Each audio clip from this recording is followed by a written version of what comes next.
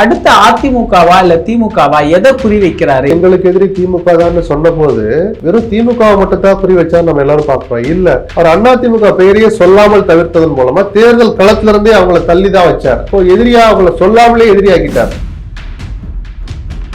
5 MLA வச்சிருக்கிற காங்கிரஸ் 2 மந்திரி வேணும் காட்டு அடம் பிடிக்கிற போது 47 பேர் வச்சிருக்கிறோம். நாம இதே விஜயோட கூட்டணி பேச்சுவார்த்தை நடத்தியவர்கள் தான். அந்த அண்ணா திமுகவை கோல வச்சாத அளவுக்கு நீங்க இல்லைன்னா விடுதலை சிறுத்தைகள் இருக்காங்க, இடதுசாரிகள் இருக்காங்கன்னு அப்படி ஒரு செக்கை வச்சு ஏதேதோ பாடங்களை இந்த தேர்தல் கற்றுக் கொடுத்துடுச்சு. மிரட்டி மிரட்டி மிரட்டி இந்த பயத்தின் காரணமாக விளைந்த கட்டுப்பாடு தானே தவிர விசுவாசத்தின் காரணமாக மரியாதையின் காரணமாக எழுந்த கட்டுப்பாடு அல்ல. எல்லை தாண்டி தவறு நடந்தா நாம அதை தாராளமா கண்டிப்போம். எத்தனை அமைச்சர்கள் அதிமுக சார்?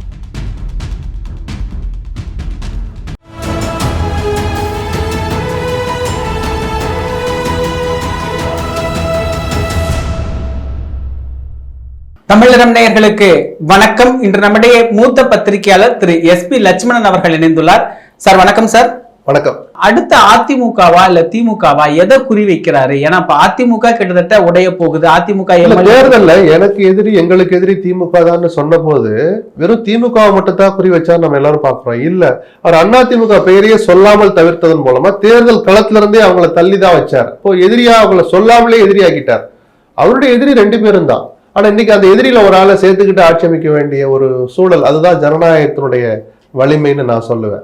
சுயமா எதை எடுக்க முடியாத அளவுக்கு அந்த அண்ணா திமுகவை கோல வச்சாத அளவுக்கு நீங்க இல்லைன்னா விடுதலை சிறுத்தைகள் இருக்காங்க, இடதுசாரிகள் இருக்காங்கன்னு அப்படி ஒரு செக்கை வச்சு ஏதேதோ பாடங்களை இந்த தேர்தல் கற்றுக் கொடுத்துடுச்சு. ஒரு பக்கம் சந்தோஷமா இருக்கு, இன்னும் கொஞ்சம் நிலையான அரசா இருந்திருக்கலாமோன்னு ஒரு உள்ளூர் ஆசை இருந்தால் கூட அப்படி ஒரு வாய்ப்பு தேர்தலுக்கு பின்பாவது வந்ததுன்னு ஒரு திருப்தியும் இருக்கு. எப்படி செயல்படுறாங்கன்னு பார்ப்போம். ஒரு எல்லை தாண்டி பயங்கரவாதம் சொல்ற மாதிரி ஒரு எல்லை தாண்டி தவறு நடந்தா நாம அதை தாராளமா கண்டிப்போம். அமைச்சரவை இதுவரைக்கும் உத்தேச பட்டியல் கூட வெளியிடல கட்சி சார்பில். 9 அமைச்சர்கள் பதவி ஏத்துட்டாங்க சார். ஆனா என்ன இலாக்கான இது வரைக்கும் வரணும் சார். ஏன்னா இந்த அதிமுக சேர்றாங்க, அவங்களுக்கு 5ல இருந்து 8 இடங்கள் கொடுக்கறதா சொல்லி இருக்கிறார். அதுதான் கேள்வி. காங்கிரஸ்ல யாரு மந்திரி ஆக போறோம்னா இங்க வழக்கம் போல கோஷ்டி சண்டை நடந்துகிட்டு இருக்கு.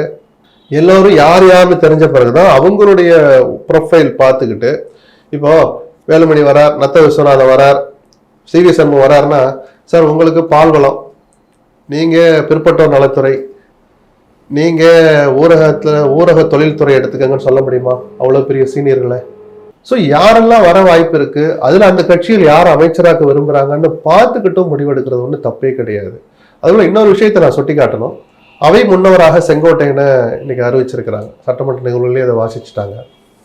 அவை முன்னவர் முதலமைச்சருக்கு பக்கத்தில் உட்கார்றதா நல்லது. ஒரு ஆலோசனை சொல்லவோ இந்த விஷயங்கள் இப்படி செய்யுங்க, இதை செஞ்சிட வேண்டாம் அப்படின்னு ஒரு பார்வையாலேயே தகவல்களை பரிமாறிக்கொள்வதற்கு முதல்வருக்கு அருகில் அவை முன்னவர் அமர்வதுதான் நல்லது. உங்களுடைய புரோட்டோகால், உங்க ரசிகர் மன்றம், உங்களுடைய நம்பிக்கைக்குரியவர்கள் இதெல்லாம் வெளியில. அவர்கள் எங்க இருந்தாலும் உங்களுடைய தளபதிகள் தான், உங்களுடைய நம்பிக்கைக்குரியவர்கள் தான். உங்களுடைய நம்பிக்கை பெற்றனால நீங்க அமைச்சர்களை சேர்க்கிறீங்க. ஸோ அவர் 11வது இடத்தில் அமர்ந்திருந்தாலும் ராஜ்மோகன் உங்கள் விசுவாசிதான், அருண்ராஜ் உங்கள் விசுவாசிதான், ஆனந்த் உங்களுடைய விசுவாசிதான். ஆனா அவை முன்னவருக்குன்னு ஒரு மரியாதை, மாண்பும் ஒரு இடமும் இருக்கு. அவர் முதலமைச்சருக்கு பக்கத்தில் அமர்வதுதான் நல்லது. இன்னும் முழுமையான அமைச்சரவை அமையல. அதனால விஜய் அதையும் கவனத்தில் கொள்வார்னு நான் எதிர்பார்க்கிறேன். எத்தனை அமைச்சர்கள் அதிமுகக்கு சார்? தெரியல. 5ல இருந்து 8 கொடுக்கலான்னு ஒரு தகவல் வருது. நான் பேச்சுவார்த்தையில நான் கலந்துக்கல.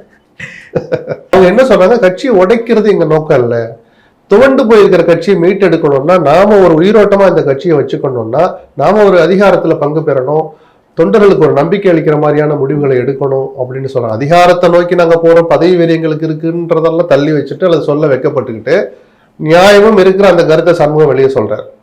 அதனாலதான் உடைக்கிறது எங்க நோக்கமா இருந்தா EPS-ஐ நாங்கள் இந்த கழகத்திலிருந்து நீக்குகிறோம், நாங்கள் போட்டி பொதுக்குழுவை கூட்டுவோம் அப்படின்லாம் அவங்க சொல்லலை. ஏன்னா இன்னைக்கு இந்த நடைமுறைகள் தான் பிரதானமா இருக்கு. நாளைக்கு நம்பிக்கை வாக்கெடுப்பு நடந்து இந்த அரசு நிரந்தரமாக நிலையாக நீடிக்குங்கிறத தெரிஞ்சு வச்சுக்கிட்டு தான் அதிமுக உள்விவகாரங்கள் அடுத்த கட்டத்துக்கு வேகம் எடுக்கணும்னு நான் பாக்குறேன். அதை நாம தொடர்ந்து வேண்டாம், எடப்பாடியே கொஞ்சம் மனசு இறங்கி வராரான்னு பார்ப்போம். இப்போ அதே CV சண்முகம், வேலுமணி, நத்த விஸ்வநாதன், KP அன்பழகன் உள்ளிட்ட 6 முன்னாள் அமைச்சர்கள் 2024 போய் பார்த்த போது அப்படி ஒரு சந்திப்பே நடக்கலைன்னு போய் சொன்னார் எடப்பாடி. நான் 10 தடவை சொல்லிட்டேன், பொய் தான் அது. பொய் சொல்லியாவது கட்சியின் நலனை நான் புறந்தள்ளுவேன்றதை திரும்ப திரும்ப நிரூபிச்சுட்டு இருக்கிறார். அதனாலதான் இவ்வளவு வேகத்துல கோவப்பட்டாங்க. இல்லாட்டி நீங்க வேலுமணி எல்லாம் எடப்பாடி விட்டு போறவரா? தங்கமணி கொஞ்சம் கருத்து வேறுபாடு இருந்த போது கூட எடப்பாடியின் பின்னால் உறுதியாக நின்றவர் வேலுமணி. அவர் தான் இன்னைக்கு ஆளா போறார். அவர் தலைமையில தான் அந்த சட்டமன்ற கட்சியை பிரிஞ்சு கிடக்கு. இந்த சூழலுக்கு அவர்களை தள்ளியது எடப்பாடி தான். நீங்கள் முதலமைச்சரா இருங்க, நீங்கள் பொதுச் செயலரா இருங்க, அதுக்கு கட்சியை வலுவாக்குவோன்னு சொன்னது கூட அவர் காது கொடுத்து கேட்க மறுத்தார். ஆனா அதே எடப்பாடி தேர்தல் நடந்துட்டு இருக்கிற அந்த காலகட்டத்துல என்டிஏவுக்கு தினகரன் வந்த போது பரவாயில்ல அவரு இருக்கட்டும்னு கொஞ்சம் மனசு மாறி பெருந்தன்மையை காமிச்சாருங்கிறதே நம்ம இந்த இடத்துல சொல்ல மறக்க கூடாது. அந்த பெருந்தன்மை கொஞ்சம் முன்னாடியே வந்திருந்தா நல்லா இருந்திருக்கும். அதே பெருந்தன்மையோடு இப்பயும் நடந்துக்கங்கன்னு தான் சி வி சண்முகத்துடைய வார்த்தைகள் நமக்கு காட்டுது. புரிஞ்சுக்கிட்டு நீங்களா ஒதுங்குங்க, அல்லது ஒரு ஆரோக்கியமான விவாதத்துக்கு வழிவகுங்க, அதுக்கு பொதுக்குழுவை கூட்டுங்க. அன்னைக்கு ஏன் எங்களை எல்லாம் விட்டுட்டு போனீங்கன்னு பல பேர் அவங்களை கேட்டாங்க. அந்த 6 பேர்ல ஒருத்தரையா அவர் காலி பண்ணிட்டு வந்தார். அப்ப பல பேர் பயந்தாங்க. இப்படி மிரட்டி மிரட்டி மிரட்டி பயத்தை காண்பிச்சேதான் ஒரு கட்சியை ராணுவ கட்டுப்பாடெல்லாம் அவருடைய ஆதரவாளர்கள் விவாதங்கள்ல சொன்னாங்களே, இந்த பயத்தின் காரணமாக விளைந்த கட்டுப்பாடு தானே தவிர விசுவாசத்தின் காரணமாக மரியாதையின் காரணமாக எழுந்த கட்டுப்பாடு அல்ல. அதனால இன்னைக்கு அது இவ்வளவு விரைவா சரிஞ்சு விழுந்துடுச்சு. விசுவாசமும் மரியாதையும் இருந்திருந்தா அண்ணே கொஞ்சம் பாருங்க அண்ணே, கொஞ்சம் மனசு வைங்கன்னு இன்னும் எடப்பாடி வீட்டுலதான் இவங்க போய் தவம் இருந்திருப்பாங்களே தவிர இப்படி தனியா போய் இன்னொரு இடத்துல போய் கூட்டம் நடத்தி இருக்க மாட்டாங்க. அது தான் வைத்திருக்கிற அந்த கட்டுப்பாடு தன்னுடைய மிரட்டலுக்கு காரணமாக தான் எழுந்ததுங்கிறத எடப்பாடி கணிக்க தவறிட்டார். அதுக்கு சந்தோஷப்படலை. எல்லோருமே சொன்ன போது ஒரு துளி கூட காது கொடுத்து கேட்க மறுத்தார். எந்த தலைவருக்கும் எடப்பாடியினுடைய இன்றைய நிலைமை ஒரு பாடம் தான். 47 எம்எல்ஏ ஜெயிச்சு வச்சிருக்கோம், அது எதுக்கு சும்மா வச்சிருக்கோம்? 5 எம்எல்ஏ வச்சிருக்கிற காங்கிரஸ் 2 மந்திரி வேணும்னு கேட்டு அடம் பிடிக்கிற போது 47 பேர் வச்சிருக்கிறோம். நாம இதே விஜயோட கூட்டணி பேச்சுவார்த்தை நடத்தியவர்கள் தான். ஏதோ கொள்கை எதிரியெல்லாம் கிடையாது. மறைமுகமா ஒரு வருஷம் முன்னாடி பேச்சு நடந்துச்சு இல்ல, அது சரியா யார் முதலமைச்சர்னு செட் ஆகாதனால அது நடக்காம போச்சு. அப்ப யாரும் இல்லை, நம்ம ஆதரிச்சுட்டு போமேன்னு ஒரு முடிவு எடுக்கிறாங்க. விமர்சனம் வருந்தான். குறிப்பா இன்னைக்கு ஆதரிக்க எம்எல்ஏக்கள்ல ஒரு 4-5 பேர் மேல தமிழ்நாடு அரசு தொடர்ந்து இருக்கிற லஞ்ச ஒழிப்புத்துறையினுடைய வழக்கு இன்னைக்கு நிலுவையில் இருக்கு. கட்சியில சேர்ந்த அந்த கூட்டணியில சேர்ந்துடுறாங்க, சில பேர் மந்திரியாவும் ஆயிடுறாங்க. அந்த வழக்கின் நிலை என்ன? அப்ப ஊழலை ஒழிப்பேன்னு சொன்ன விஜயனுடைய முகம் எப்படி இருக்கும்? அவர் அந்த அரசனுடைய வாதம் நீதிமன்றத்துல எப்படி இருக்கும்? அப்படி பல கேள்விகள் இருக்கு. ஆனாலும் கூட்டணி அரசியல், தேர்தல் அரசியல்ல சமரசங்கள் இல்லாமல் நகர்த்தி போக முடியாது. விஜயும் அதற்கு விதிவிலக்கு அல்ல. விஜய் ஆதரிப்பாருன்னு எடுத்துக்கலாமா சார்? விஜய் உங்களை சேர்த்துக்கிட்டா அவருக்கு பேச்சுவார்த்தை 2 ரவுண்டு முடிஞ்சிடுச்சு சார். அதுக்கு மேல வாய கிண்டாதீங்க. அவருடைய சமூகத்தோட தான் நடக்குது அது. இப்ப இது கம்யூனிஸ்டுகள் அவங்க விசிகா இப்படி வர்ற போது இன்னைக்கு சண்முகம் சொன்ன ஒரு வார்த்தையை கவனிக்கணும். என்டிஏவில் நாங்கள்லாம் சேர்ந்து பயணிச்சோம், மக்கள் எங்களுக்கு தோல்வியை பரிசளிச்சாங்க. அதாவது முழுமையான வெற்றியை கொடுக்கல, ஆட்சியை பிடிக்கிற அளவுக்கு. அந்த கூட்டணி தேர்தலோடு முடிந்து விட்டது. இப்போது அதிமுக எந்த அணியிலும் இல்லை அப்படின்னு ஒரு வார்த்தையை சொன்னார். அப்படி சொன்னாதான் விஜய் பக்கம் போக முடியும். அங்க இருக்கிற இடதுசாரிகள் கொஞ்சம் மௌனமா இருப்பாங்க. பட் காங்கிரஸ் அதை ஓரளவு ஏத்துக்கிடலாம். இல்ல இப்ப என்டிஏவில் நாங்க தொடர்றோம். இப்ப திருமாவளவன் சொல்ல திமுகவோடு தோல்வி தொடர்கிறது, இங்க ஆட்சிக்கு வெளியிலிருந்து ஆதரவு அப்படிலாம் நாங்க பிஜேபியோட உறவோட இருக்கிறோம், ஆதரவு மட்டும் விஜய்க்குன்னு சொன்னா அது சரி வராது. ஸோ அப்படி சொன்னதுனால இடதுசாரிகளுக்கும் காங்கிரஸுக்கும் திருமாவளவனுக்கும் ஒரு சங்கடம் இல்லாத சூழல் ஏற்பட்டிருக்கு. ஆனாலும் அதை அவங்க எப்படி பார்க்கறான்னு பார்க்கணும். ஏன்னா அந்த ஆளுநரை சந்திக்கிறதுக்கு முன்னாடி பதவி ஏற்கிறதுக்கு அலைஞன்னு லெட்டர் கொடுக்கிற போது திருமாவளவனுடைய அந்த 2 எம்எல்ஏக்களுடைய ஆதரவு அடங்கிய அந்த கடிதத்துக்கு எவ்வளவு மதிப்பு இருந்ததோ அந்த பல மணி நேர பரபரப்பு காட்சிகள் நமக்கு காட்டுச்சு. அந்த முக்கியத்துவம் இன்னைக்கு போயிடும். ஏன்னா கிட்டத்தட்ட 30+ இருக்கிற போது ரொம்ப கம்ஃபர்டபுளா 140 எம்எல்ஏக்கள் அங்கே இருக்க போறாங்க. அதுக்காக இடது கையால விஜய் புறந்தள்ளுவார் திருமாவளவனை இடதுசாரிகள்னு நான் நினைக்கல. ஏன்னா இக்கட்டான நேரத்தில் ஆதரவு கொடுத்தவங்க அவங்க. அந்த நன்றியோடு அவரும் இருப்பார்னு நினைக்கிறேன். ஆனா இப்ப எதிர் தாக்குதல்களை, விமர்சனங்களை இன்னும் கொஞ்சம் வேகமா வைப்பாங்க இடதுசாரிகள் திருமாவளவன். தாவேக்காவுடைய அரசியல் நிலைப்பாடு பதவியேற்பு பேச்சுல இருந்து ஒரு பெரிய சிக்கல் நிகழ்வதை பார்க்க முடியும். என்ன சிக்கல்? அவருடைய பேச்சுல அந்த கஜானா விஷயம் எல்லாம் பேசினது ஒரு இல்ல, அந்த மேடையில பேசியிருக்க வேண்டாங்கிறாங்க. நேரா கோட்டைக்கு போய் அங்க கையெழுத்து போட்டு கையெழுத்தை மட்டும் போட்டு நான் அங்க பத்திரிகையாளரை சந்திக்கிறேன், நாட்டு மக்களுக்கு உரையாற்றுன்னு சொல்லிட்டு அங்க போய் பேசியிருந்திருக்கணும்னு சொல்றாங்க. அது நல்ல கருத்து தான். கொஞ்சம் டோனை உயர்த்தி பேசினதையும் யாரும் ரசிக்கல. ஏன்னா பதவியேற்பு நிகழ்வுக்குன்னு ஒரு மாண்பு இருக்கு, ஒரு மரபு இருக்கு. டோனை உயர்த்தி பேசினா அந்த அரசியலமைப்பு சட்டம் பிரிவு 37 உட்பிரிவு 7 படி குற்றம் அப்படின்னு யாரும் சொல்லல. ஒரு மரபுன்னு நம்ம சொல்றோம். ரைட், ஒரு நடிகராக இருந்து வந்தவர், உச்ச நடிகராக இருந்து வந்தவர், இன்னும் அந்த பாணிலேயே கொஞ்சம் இருக்கிறது ஒன்றும் தப்பு இல்லை. கொஞ்சம் கொஞ்சமா மாறி வரணும். அவர் அந்த அணிந்திருக்கிற உடையை அன்னைக்கு வேணா ஒரு வித்தியாசமா இருந்திருக்கலாம். அதை தினசரி அணிய முடியுமான்னு ஒரு கேள்வி இருக்கு. அது விஜய் தான் முடிவெடுக்கணும். அவர் தனிப்பட்ட உரிமை, அது என்ன உடை அணிவதுன்னு. தமிழ்நாட்டு கலாச்சாரம், தமிழ்நாட்டு பண்பாடு, தமிழ்நாட்டு மக்கள் எளிமையை விரும்புறவங்க, நெருக்கத்தை விரும்புபவர்கள், உணர்வோடு கலக்க ஆசைப்படுபவர்கள் அப்படிங்கறதெல்லாம் மனசுல வச்சு விஜய் அந்த உடை விஷயத்துல முடிவெடுக்கட்டும். அது அவர் தான் முடிவெடுக்கணும். நாம ஒரு பார்வை பார்க்கலாமே தவிர கோட்டை போடுங்க, போடாதீங்க, அந்த 3வது பட்டன் அவுத்துருங்க, 2வது பட்டன் மட்டும் போடுங்க, இதெல்லாம் சொல்றதுக்கு நமக்கு உரிமையும் கிடையாது, அது நமக்கு வேலையும் இல்லை. மற்றபடி அவர் பேசின பேச்செல்லாம் நல்ல பேச்சு தான் நான் நினைக்கிறேன். அது உண்மையாக இருந்து செயல் வடிவம் பெற்றால் வரவேற்க தகுந்த பேச்சு. அதிகார மையங்கள் இருக்காதுன்னு எல்லாரையும் மனசுல ஒரு பக்கம் வச்சுதான் அவர் சொல்லியிருப்பார். யாரையெல்லாம் மனசுல வச்சா நமக்கு தெரியாது. நம்ம வெளிப்பார்வை பார்த்து இவரா இருக்குமோ, அவரா இருக்குமோ, இந்த அம்மாவா இருக்குமோ அப்படின்லாம் ஒரு பார்வை பார்க்கலாமே தவிர யாரை மனசுல சொன்னாலும் விஜய்க்கு தெரியும். எவராக இருந்தாலும் எவர் ஒருவரும் அதிகார மையம் அல்ல, நான் மட்டும்தான் அந்த அதிகார மையம்னு சொன்னதை நாம வரவேற்கணும், அதை பலப்படுத்தணும். சரிதானா? செயல் வடிவத்துல வருதான்னு பார்ப்போம். லஞ்சத்தை ஒழிக்கிறதுல எந்த அளவுக்கு ஒரு ஈடுபாட்டா இருக்கிறாருன்னு 10 நாளில தெரிஞ்சு போயிடும். தொடர்ந்து நம்ம பேசலாம், அதை பத்தி விமர்சிக்கலாம். இப்போ இவருடைய அந்த முதல் நாள் பேச்சுல இந்த கஜானா காலி, வெள்ளை அறிக்கை கொடுக்கிற அப்படின்னு முந்தைய அரசை விமர்சிப்பது, எடப்பாடி பழனிசாமி மூஞ்சியை மறைச்சிட்டு போனதை மறைமுகமா தாக்குறது, அந்த மேடையில தவிர்த்திருக்கலாம். நிதிநிலை அறிக்கை விஷயம், நிதிநிலை விஷயமா வெள்ளை அறிக்கை வெளியிடுவேன்னு சொன்னது ஒன்றும் தப்பான வார்த்தை இல்லை. ஏன் அந்த பேச்சையே அப்படி தலைமை கழகத்துக்கு கொண்டு போய் அங்கே பேசி இருந்திருக்கலாம் தான் நம்ம சொல்றோமே தவிர வெள்ளை அறிக்கை வெளியிடுவேன்னு சொன்னது ஒன்றும் தப்பு கிடையாது. அது மரபை மீறிய செயலும் அல்ல. எடப்பாடி விமர்சிச்சதை தவிர்த்திருக்கலாம். இந்த வந்தே மாதரம் பாடல் விவகாரம் அது ஆளுநருடைய ஏற்பாட்டின் பேர்ல, அவருடைய அனுமதியின் பேர்ல நடக்கிற நிகழ்ச்சி. அதனால மத்திய அரசின் ஊதுகுழலாகத்தான் அவர் செயல்படுவார், மத்திய அரசு சொல்வதைத்தான் அவர் செயல்படுவார்ங்கிறது நமக்கு ஆச்சரியம் இல்லை. ஆனா இன்னைக்கு சபாநாயகர் பேசின பேச்சு, புதிய சபாநாயகரை தேர்ந்தெடுத்திருக்கிற ஜேசிடி பிரபாகரன் பேசிய பேச்சு நமக்கு நம்பிக்கை அளிக்குது. தமிழ் தான் முதலிடம் பெறணும்னு சொல்லியிருக்கிறார். சட்டமன்ற நிகழ்வுல கவர்னர் உரை நடக்கிற போது அவங்க என்ன நிலைப்பாட்டு எடுக்கிறாங்கன்னு பார்ப்போம். அமைச்சர் ஆதவ் அர்ஜுனா சொன்ன அந்த பதிவையும் நம்ம படிக்கணும். அது நடந்தது, ஒரு தவறு நடந்தது மாதிரி நடந்துச்சு. இனி வரும் காலங்களில் அரசு நிகழ்ச்சிகள்ல தமிழுக்கு என்ன இடமோ அந்த இடம் கொடுக்கப்படும் அவர் சொன்னதையும் நம்ம மதிக்கணும். அப்படி நடந்துக்கிறாங்களான்னு பார்த்துட்டு பாராட்டலாம், இல்லாட்டி விமர்சிக்கலாம். அடுத்தடுத்து தலைவர்களை சந்திக்கிறார்ல சார், இந்த ஆரோக்கியமான நடைமுறை. இது ஒரு சம்பிரதாயம் தான். அது நாடகமாகவே இருந்தால் கூட வரவேற்கப்பட வேண்டிய நாடகம்னு நான் சொல்லுவேன். சம்பிரதாயத்துல ஸ்டாலின் இதே மாதிரி போய் பார்த்தார், எல்லாரும் போய் பார்த்தார். இப்ப இந்த தலைவர்களை சந்திக்கிறதுல இந்தந்த தலைவர்களை சந்திக்கணும் அப்படிங்கிற ஒரு பார்வை இருக்கா? ஏன்னா சார் அவரை பார்த்து இவரை பார்த்து எனக்கு அதை போய் விமர்சிட்டு போய் பார்க்கணும்னு ஒரு உணர்வு வந்ததே விஜய்க்கு நல்ல விஷயம். அதை பாராட்டுமே தவிர என்ன சார் அவரை விட்டுட்டீங்க, என்ன சார் இவரை விட்டுட்டீங்க அப்படின்னு போய் நம்ம அதை பிரிச்சு பார்க்க வேண்டாம். பார்க்கல, நல்ல தொடக்கம். அது ஒரு பலவிதமான அரசியல் கணக்கு. அதுல போய் இன்னைக்கு விமர்சிக்க நான் விரும்பல. ஒரு நல்ல விஷயத்தை செய்யறார், அதுல நீங்க அவரை விட்டுட்டீங்க, ஏன் இவரை முதல்ல போய் பார்க்கல, இவரையே 4வது சந்தித்தீர்கள், அப்ப புரோட்டோக்கால்ல 4வதா இருக்கிறாரெல்லாம் அப்படி வியாக்கியானம் பேச எனக்கு விருப்பம் இல்லை. எப்படி சார் இவரோட கட்சி இந்த அரசியல் ஈஸியா டிராவல் ஆகுமா? இல்ல ஒரு ஏன் சார் முதல் நாளே பீதியை கிளப்பணும்? நம்பிக்கையோட வாழ்த்து சொல்லுவோம். அவர் அப்பப்ப தவறு, அந்த பாதை தவறினால் நம்ம சுட்டி காட்டுவோம், தவறு செஞ்சா சுட்டி காட்டுவோம், விமர்சிப்போம், அதை ஏத்துக்குவாங்கன்னு நமக்கு நம்பிக்கை இருக்கு. ஏன்னா அவ்வளவு அசுர பலத்தோடு இருந்த ஸ்டாலினே பத்திரிகையாளர்கள் நம்ம போன்றவர் சொல்ற கருத்துக்களை கொஞ்சம் கேட்டார், கொஞ்சம் திருத்திக்கிட்டார். பல விஷயங்கள் கடைசி வரைக்கும் மாத்திக்கலைங்கிறது வேற. அதே போல விஜய்க்கு நம்ம ஊதுற சங்கம் ஊதுவோம், அவர் எடுத்துக்கிறத எடுத்துக்கிட்டோம். எடுத்த உடனே ஒரு பீதியாக்க நான் விரும்பல.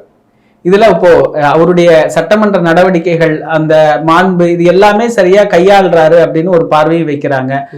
சில இடங்கள்ல அவர் அந்த தலைவர்களை சந்திச்சு அவருடைய நெகட்டிவை அதுக்காக விட்டு கொடுக்கிறாரு, அந்த நெகட்டிவை சமப்படுத்துறாரு அப்படிங்கிற மாதிரி சார். அது ஒரு நல்ல ஆரோக்கியமான நடைமுறை. அதுல நீங்க எப்படி வேணாலும் எடுத்துங்க, பொதுமக்கள் அதை அப்படிதான் பார்ப்பாங்க. அதை போய் விமர்சிக்க வேண்டாங்க, அதுல இருக்கிற குறைகளை நம்ம பெருசுபடுத்த வேண்டாம்னு பாக்குறேன். இதுல திமுக இடத்தை குறி வைக்கிறாரா சார்? ஏன்னா அடுத்த ஒரு திமுகவாகவே தான் செயல்படுறாரு. அப்படி திமுக இடத்தை குறி வைக்கல, திமுக ஆண்ட அந்த சீட்டை தான் குறி வச்சார், அந்த சீட்டை பிடிச்சிட்டார். இப்ப திமுகவுக்கும் மேல எல்லாம் ஓட்டு வங்கி வச்சிருக்கிறார் அவரு, திமுகவுக்கும் மேலான இடங்களில பெற்றிருக்கிறார். இனிமேல் திமுகவுக்கு குறி வைக்கிறார்ன்றது அர்த்தம் இல்லாததா இருக்கு. இப்ப பாஜக எதிர்ப்பு அதிகமா நகர்த்துறாரு, செய்யறாரான்னு பார்க்கணும். சும்மா நம்மளா யூகம் பண்ணி பாக்குறத விட, இப்ப ஆளுநர் நீங்கள் சொன்னீங்க தமிழ்நாட்டில் எது நடந்தா இனிமேல் வந்தா பிறந்தப்பான்னு சொன்னாரு. சரி, பதவியேற்புலாம் நைட்டு ஒரு 10 மணிக்கு 8 மணிக்கு சொல்றாங்க, காலையில 10 மணிக்கு பதவியேற்பு, வேற வழி இல்லை, சரி பண்ணுங்க பாட்டு போயிடலாம். சட்டமன்றம் என்பது முழுக்க முழுக்க தமிழ்நாட்டு மக்களுடைய ஒரு மாண்பை காக்கிற ஒரு இடம், தமிழ்நாட்டு மக்களுடைய உணர்வோடு சார்ந்த இடம். அந்த மக்களின் ஆதரவோடு இந்த மாநிலத்தின் முதலமைச்சராக இருக்கிற விஜய் இங்கே எப்படி அது உறுதியா நடந்துக்கிறான்னு நம்ம இனிமேல் தான் பார்க்கணும். இன்னைக்கு 2 நாள் நிகழ்வுகள் நடந்தது.